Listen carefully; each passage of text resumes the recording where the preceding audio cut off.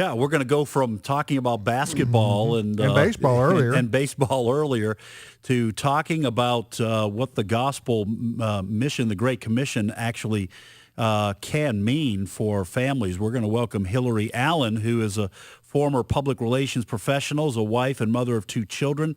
And she and her husband moved their family to Southeast Asia, coming off a big family vacation in Florida. They found out about the tsunami that struck Southeast Asia, and they uprooted their family and moved there to work and to preach the gospel and to help those who were living through the ramifications of that tragedy.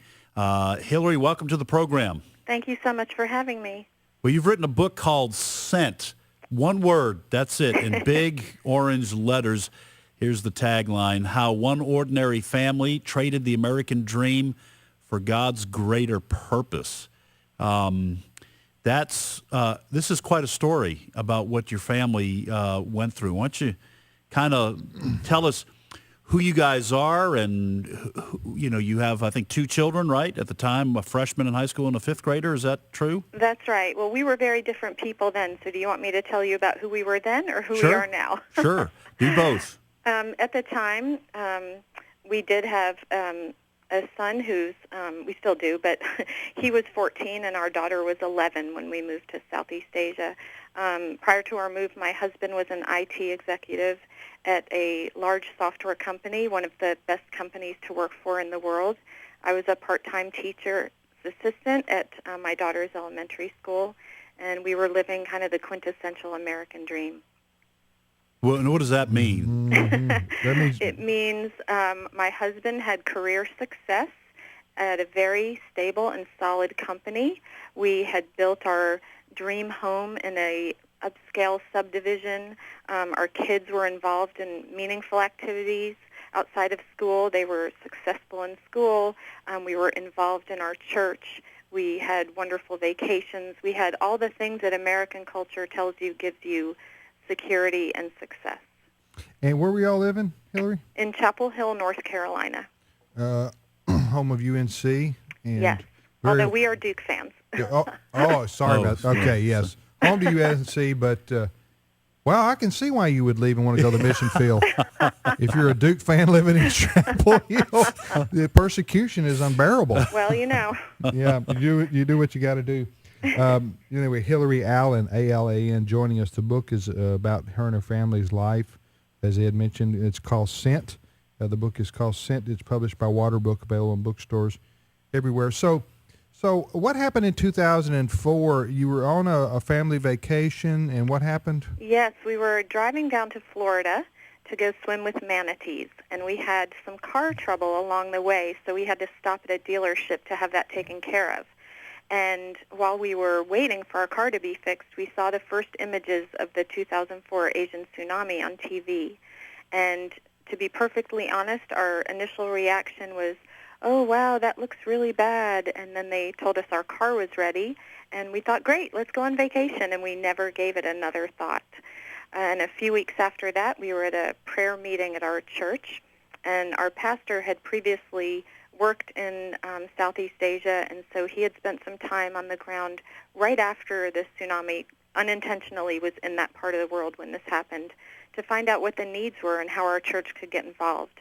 And he said at that prayer meeting, I need people with construction, water purification, and medical experience to go, and I need as many of you to go for as long as you can.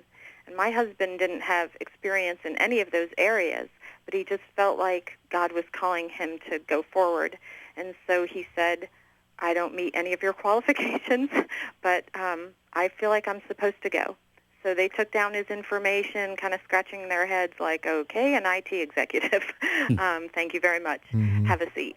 And a few weeks later, we got a call that he was exactly the person that they were looking for because they needed someone with business experience to come in and manage all the funding that was coming in for relief projects and write project proposals. And so even though he met none of the initial qualifications, he just went forward saying, I'm willing. Here I am, send me. And he turned out to be exactly the person they were looking for. Now you and your husband, your kids were how old at the time? We were in our early 40s, and our kids were 11 and 14 at the time. But in this initial call, my husband went over for 6 weeks by himself. We did Okay. not go with him. How did he quit his job? Oh, no, he just took a leave of absence for, I guess, 3 weeks, and then about 3 weeks of vacation time. And that was, the company was very supportive because he was seen as a humanitarian going to help after this devastating tsunami. Mm-hmm. And so he went over for 6 weeks and I knew while he was there that our life was going to change. How'd you know Before that? he How'd even you got know that? back. How did you know that? He sent me a picture of himself shortly after he got there, and he said, "Hey, I just wanted to send you a picture of myself here in Southeast Asia. It's a really bad picture. I'm really sweaty and dirty, but I was working construction to get over my jet lag, so I just thought you'd get a kick out of seeing it." And I clicked on it to open the picture, and the minute I saw it, I just saw Isaiah 26:3. "You will keep him in perfect peace, him whose mind is stayed on you, because he trusts in you." And I thought, wow, our life is going to change. So your husband's name is Kurt, right? Yes. Okay, Kurt. so your husband Kurt is over there for 6 weeks, Right. and he comes back, Yes. and so you had already started to get the feeling. Let me ask you this before we get to what happened when your husband got back. As you began to sense, in your own words, you said our lives are going to change. Mm-hmm. How did you respond? How were you responding to that? Were you apprehensive? Were you thinking, hey, this is just what we need to, it might be possible that we all go over there? What were you thinking during this time? I think I was more enthusiastic about it than he was initially, which is really surprising. I wasn't apprehensive at all. It was very certain to me. And I would joke with him in emails that are in the book, because I said, "Hey, let me save you the really long plane trip home. This is what you're supposed to be doing. This is, God's intention for you." Even though I appreciated the kind of life that his IT job provided for us, I knew that wasn't who he really was deep down and who God created him to be. So when I saw him come alive with the work he was doing in Southeast Asia, I knew, and there was no denying it. And so it wasn't anything to be apprehensive about. It was more, hey, let me save you the long plane trip home. The kids and we'll just sell the house and we'll meet you there. And his initial reaction was, "Oh, ha, ha, ha. This is really great, but this is just for now. This is a short-term thing." And he didn't see it as long-term initially. I'll tell you what, 6 weeks is long term to me. My word, how you were away? Was that obviously probably the longest you'd ever been away from each other, wasn't it? That's right. That's right. Yeah. Hillary Allen is our guest. Alan is her last name. She and her husband Kurt and their family, their story is in the book called Sent, which we're talking about now. How one ordinary family traded the American dream for God's greater purpose. The book is published by Waterbrook. Hillary Allen, Alan, our guest. So you packed up your bags and you moved to Beverly? Is that what happened? What happened here? Did you really sell the house?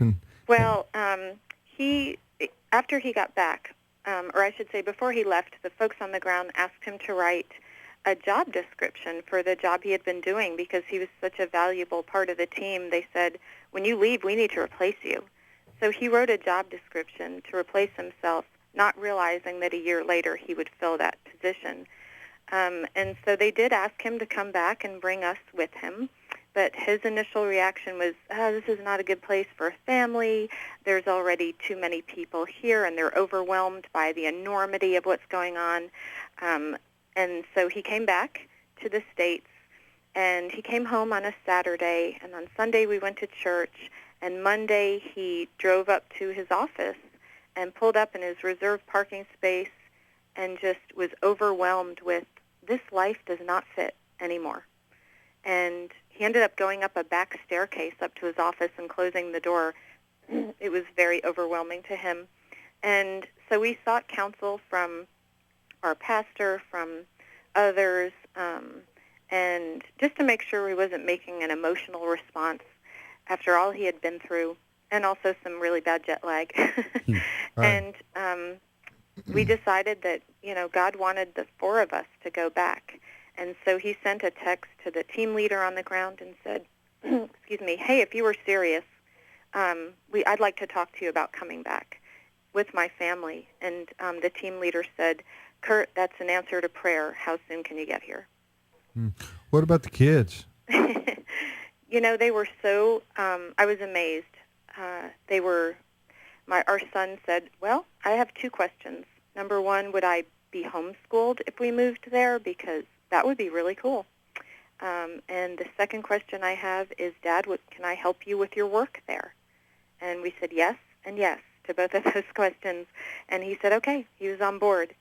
And our daughter didn't ask any questions, but she just saw the certainty of our calling there, and she just trusted her dad as he followed the Lord.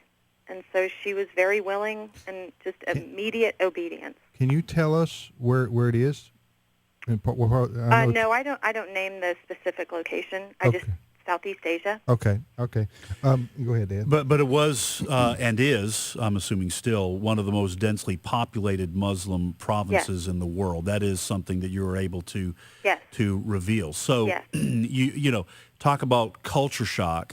You're not only going from, as you describe, you sold a beautiful home in a safe neighborhood. Yes. Living the American dream. You're taking vacations where if your car breaks down, you just take it to a dealer, okay, Right. wherever you're at. Okay, so you guys are doing well, but now you're going to uproot the family. You're going to move halfway around the world. So it's a different country, different time zone. That's enough of a culture shock.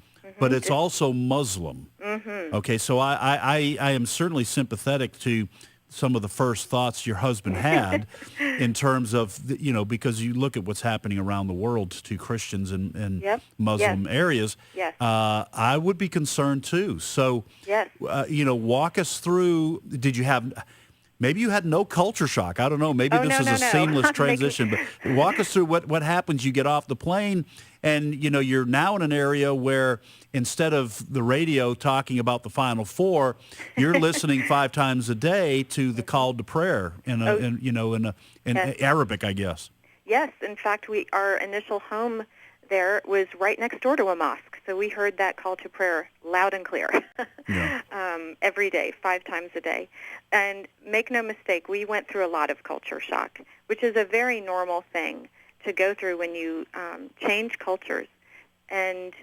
But everything was so drastically different.